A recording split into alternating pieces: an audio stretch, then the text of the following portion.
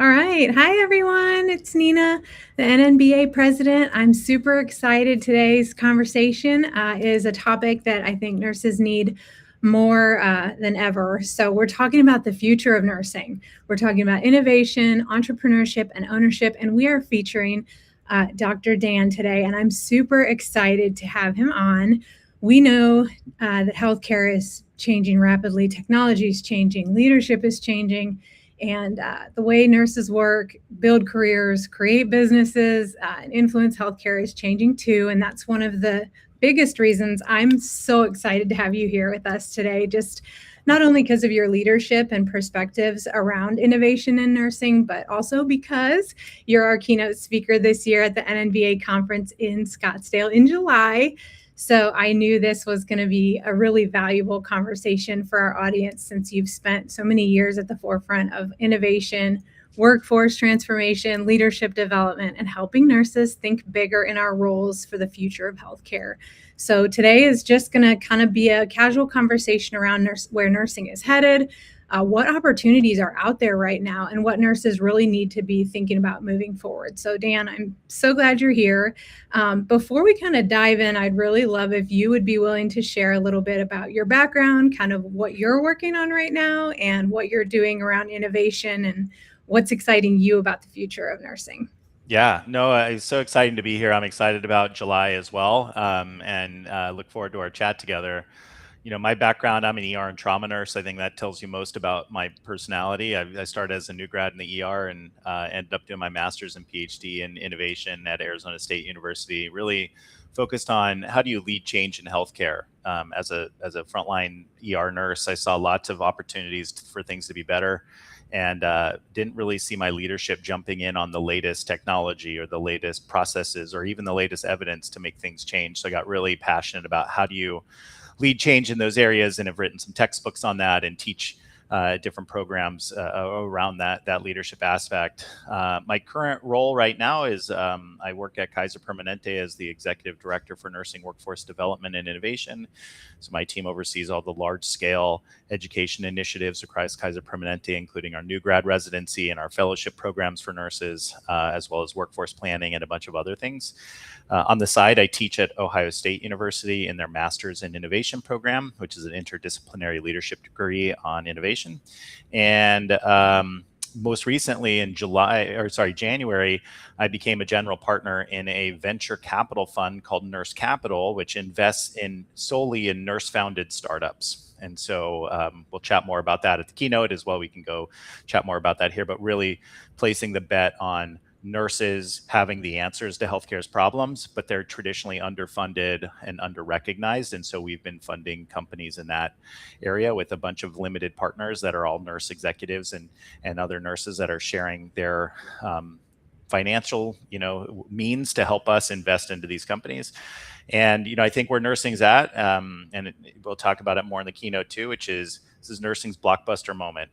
We have a chance to double down on the past like Blockbuster Video did and go the way of extinction, or we can build the future that we want through innovation thinking. And so I'm really passionate about how do we embed innovation into our nurses' mindsets, and how do we stop asking for permission and waiting for a seat at the table and actually just take the reins and build what we want. So been working on lots of different projects related to that as well.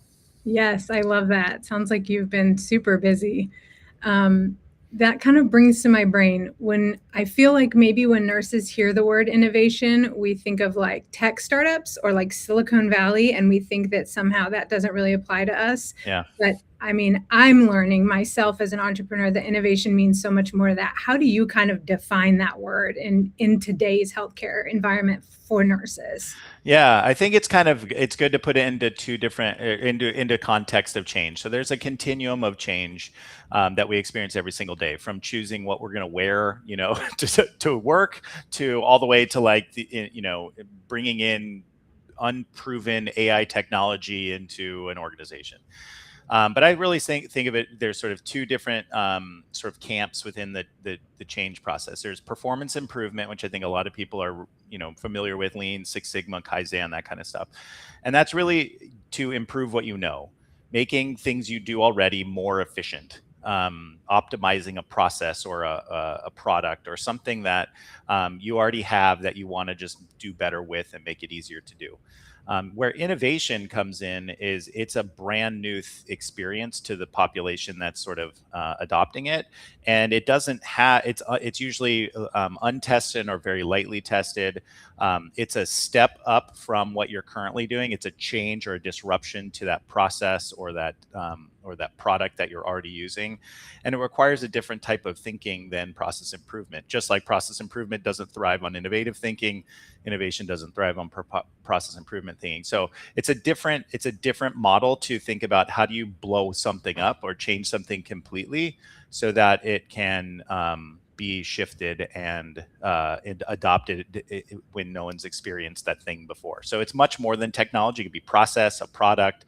It can be something called positioning innovation. So you position your solution or your company or your unit as the early adopter for new things. And so people look to you as the leader and sort of they become the follower to what you're doing. You're sort of driving the change forward. And then the last type of innovation is called a paradigm shifting innovation. You can think of that like Uber or Airbnb, where they came into an industry that had a sort of a traditional pathway and then decided to their solution sort of blew it up completely. Like we only rode in taxis and now we ride in strangers' cars. Like that's a paradigm shifting innovation. I love that. What I really, really like about your definition is your use of the word disruption, because I feel like as nurses, that's something we're not always comfortable with. We're used to following policies and procedures. We're used to being held really, stringently to those standards, and going outside of that is disruptive. It's really uncomfortable. It's stretching. It's a growth. I think that's something that we find a lot when we are talking to nurses who want to start their own business. They want to have this policy and procedure structure built for them already, but so much of this is innovation. So much of starting your own business is disruptive to what we've been taught and kind of what's ingrained. So thank you. That was a really great definition, and I appreciate that. Kind of speaking of where nurses' mindsets are, that's probably one of my favorite topics. Where do you kind of see nurses underestimating their influence in these spaces? Because you said, just talking about getting in the room, and I love Nurse Capital. We're excited to support Nurse Capital and talk more about that. But I think a lot of this has to do with nurses underestimating ourselves and not being in the room and not showing up like we could sometimes, or maybe not being aware of it. But I'd love to hear your perspective on that. Yeah, I was just at a conference a couple weeks ago, and we were talking about AI and the adoption of sort of AI as an innovation into health systems. And every single speaker said, nurses need to be at the table. And I asked the question, like, where's the table? How do you get there? And what happens if you don't even know the table's set yet?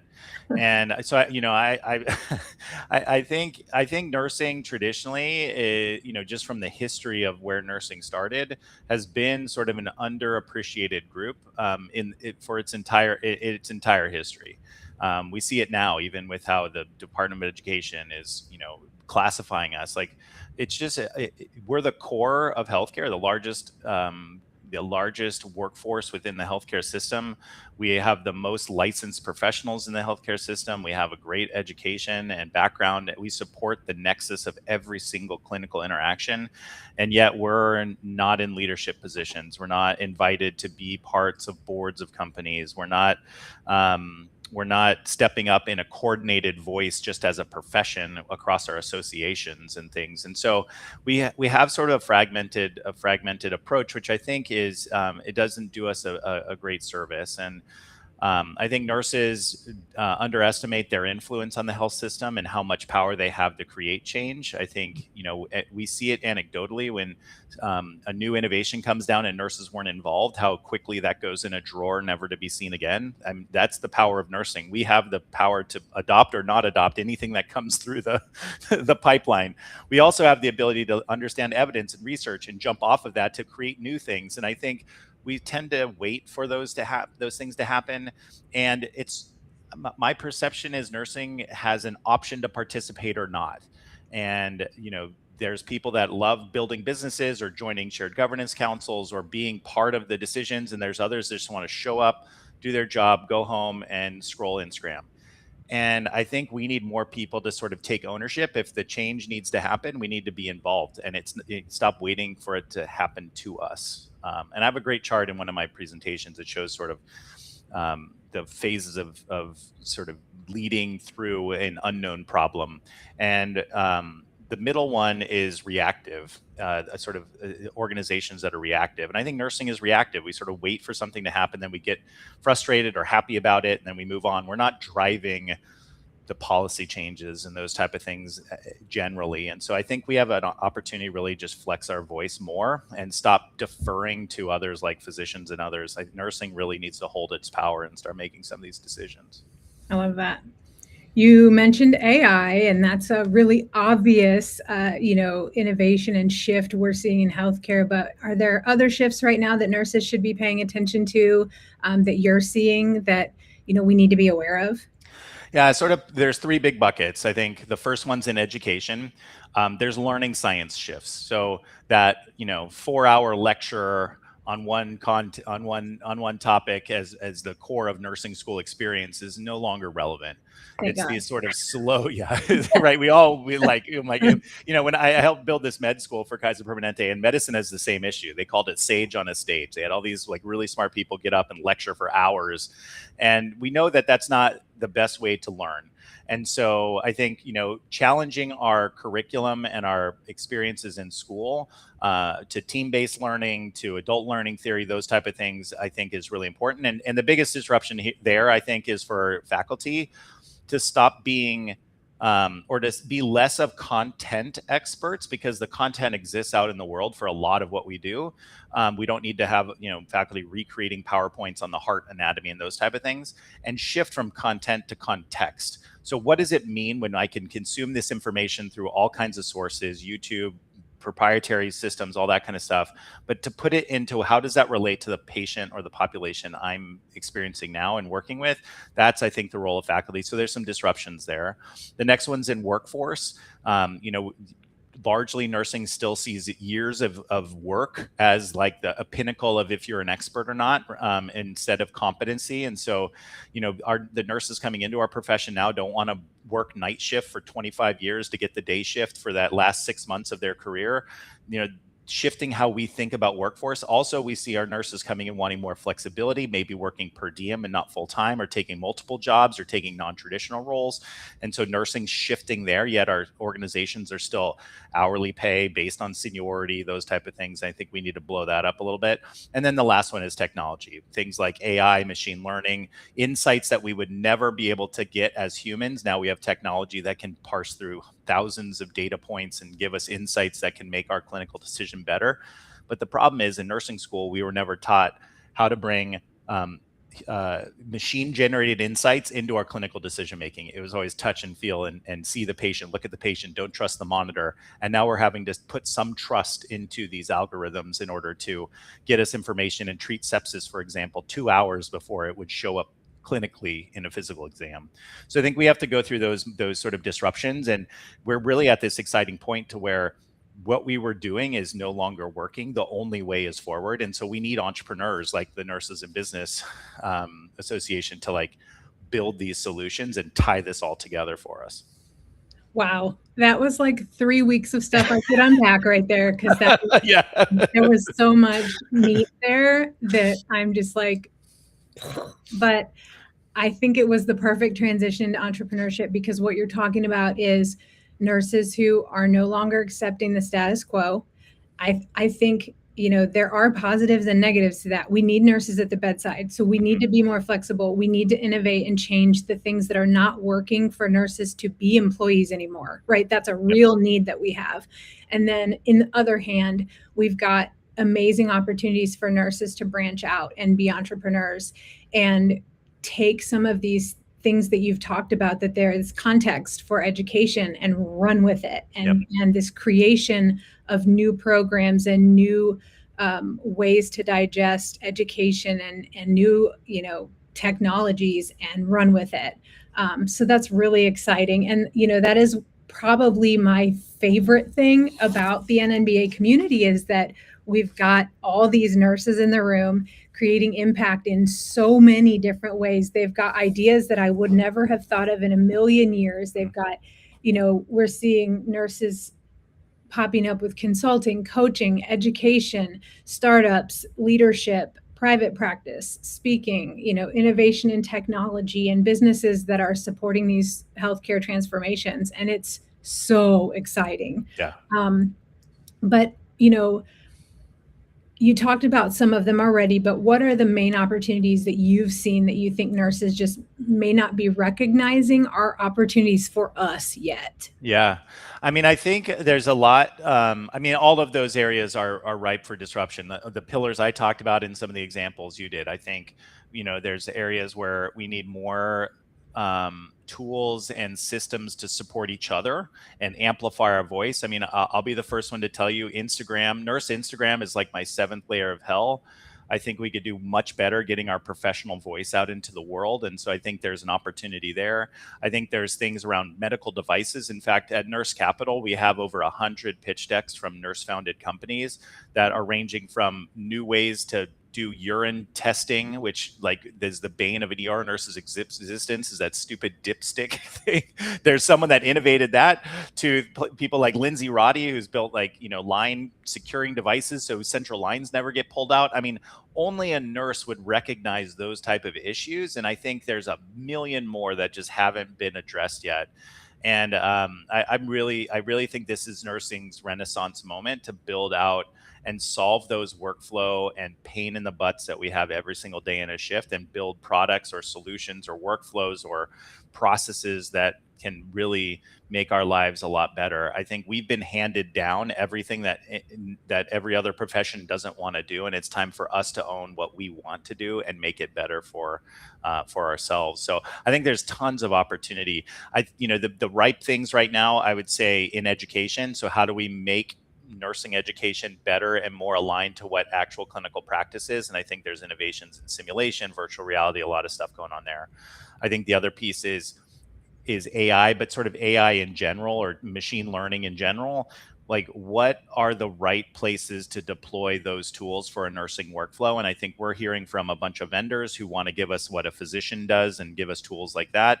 I think there's an opportunity for nurses to drive a solution that actually fits their needs and isn't a hand-me-down from another profession. So I think those two I would focus on the most. I love that. I really do. And to your point, I saw scrolling on Facebook like a 14-year-old or something that invented like a dialysis machine or something. And maybe this is just me, was like instantly like, a nurse should have come up with this. Yeah. 14-year-old can invent this. A nurse should have come up with this years ago. Like, I just feel like these are things that we could be doing, should be doing, dominating, innovation in these areas. And I just really want to see that creativity come out and in nursing. Yeah. And I think we have to sort of own that too. I think nurses have ideas all the time, and then it's like, it's great to have an idea, but it to execute it's a whole nother level. And I think we need, like nurses in business and others, like, we need to support each other in taking the leap into building out a prototype and testing this and protecting our intellectual property and all the things that you have at your conference. Like, that's the core. I mean, I've talked to hundreds of nurses who have great ideas and then never take that step. And until we continue to take that step, then someone's going to take it from us. Yeah, I agree. And I think one of the major issues that I've seen, and I've seen this in myself, this was a huge issue for me, and I still work through, I've been an entrepreneur and self-employed for 6 years now.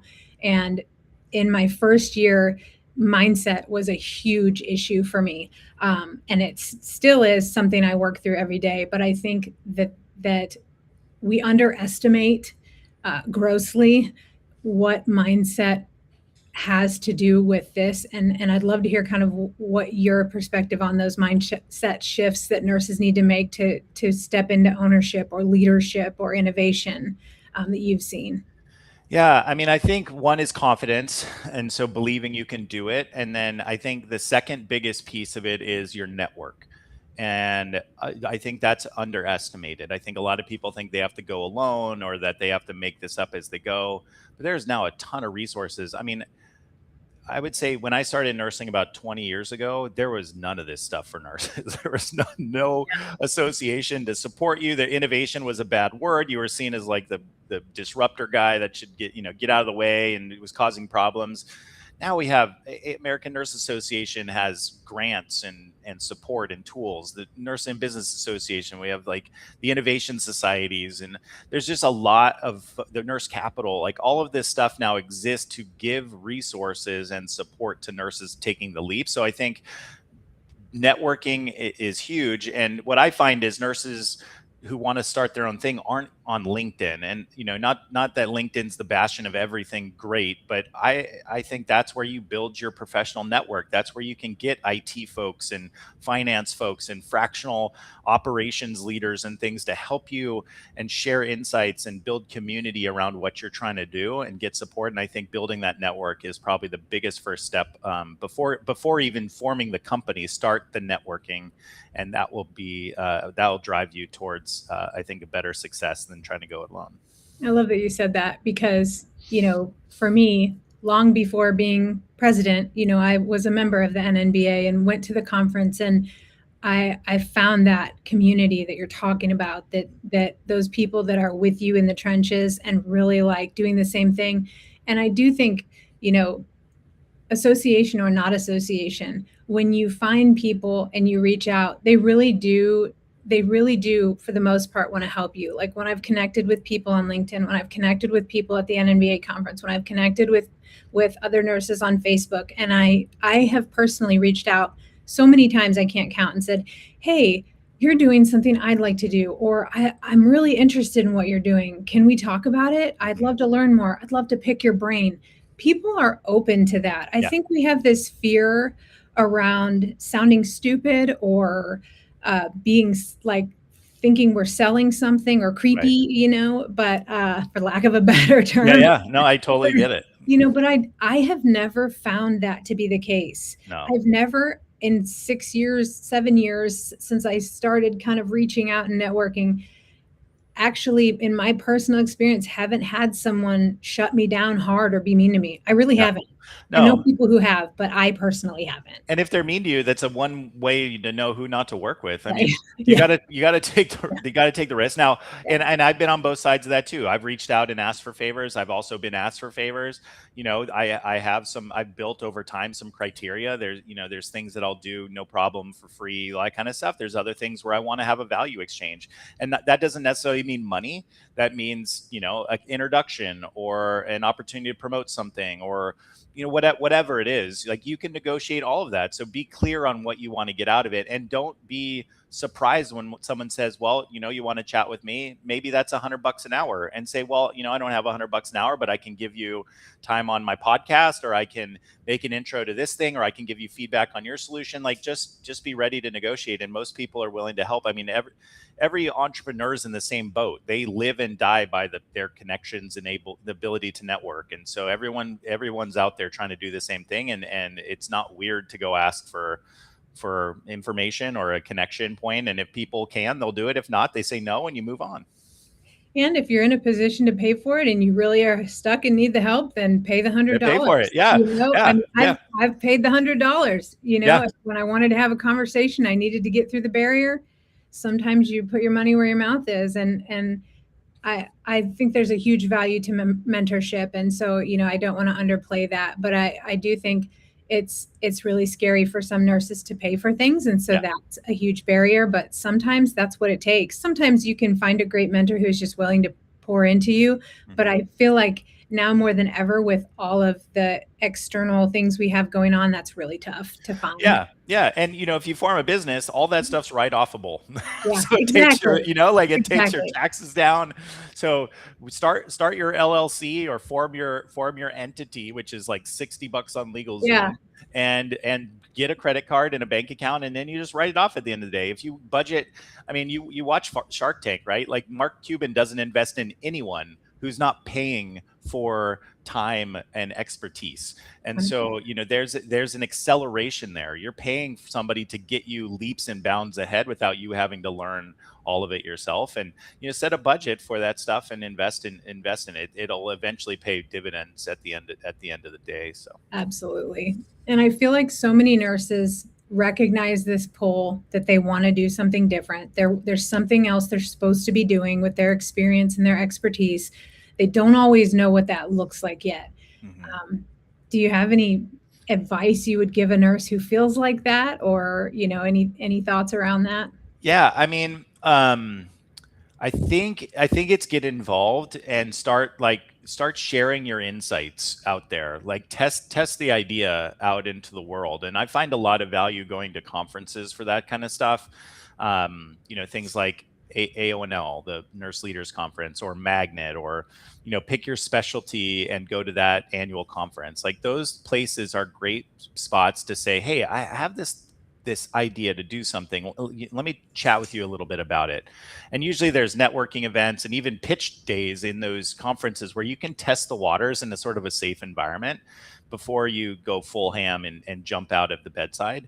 I think the other thing is, the side gig to business is also a great option. And I know several, and I think they even spoke at your conference before, Joey and Tofiki from Frontier, who made safe seizure pads. Like, they were bedside nurses and nurse charge nurses and nurse managers up until like a couple years ago, when they had enough revenue to step away from the bedside and go full time into their business. They did everything else on the side on those 4 days off you have when you're not working your 12s. And so don't be afraid to do that too. Keep the safety net of your real job and of your bedside job or your nurse job, and then build the thing on the side. And then when you're ready, you can par back or step away completely. And so that makes it a little bit easier to take those leaps.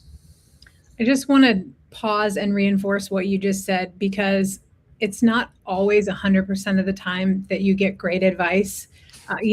Sometimes you get advice that's like, okay, but telling someone to put themselves out there and just start talking about it is the best advice I could have imagined giving someone. And I think nurses are not great about that. They kind of hold it in until it's perfect, and they think that until everything's ready to launch, they shouldn't talk about it. Yeah. And I think that is the opposite of good advice. And so, and so when I hear really good advice like that, I want to just reinforce to nurses, this is really good advice you're getting here, from someone who's done it, from someone who's seeing nurses who are doing it.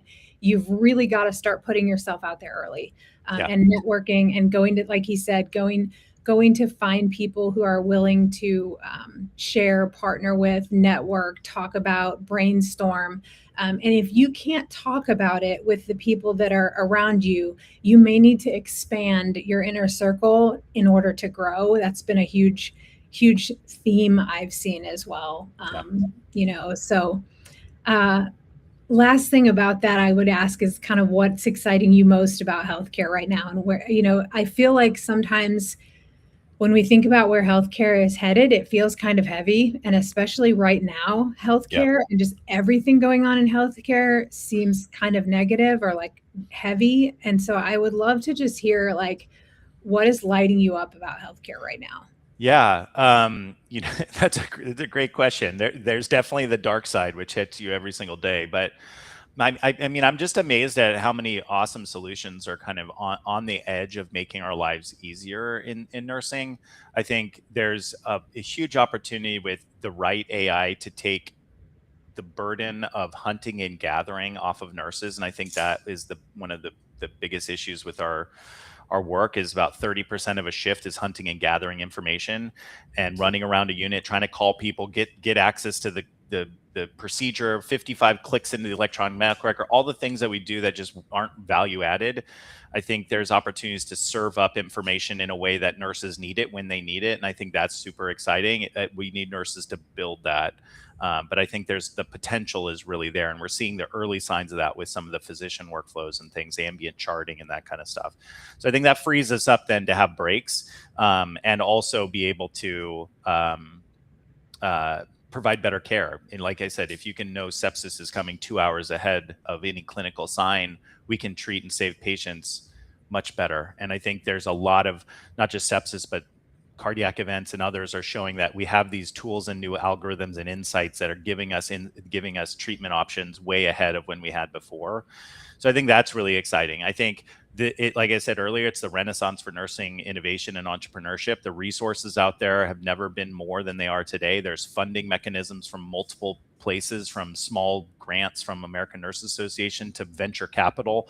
And I think that never existed in the past. And so if you want to start something, now is the time, because we only can go up. And so use that dark brokenness of the healthcare system and, stop complaining about it and build the thing you want to see change, whether that's a staffing system, if that's a technology, if that's a workflow. Like, now is the time to build it, because no one knows what they're doing, and except for nurses.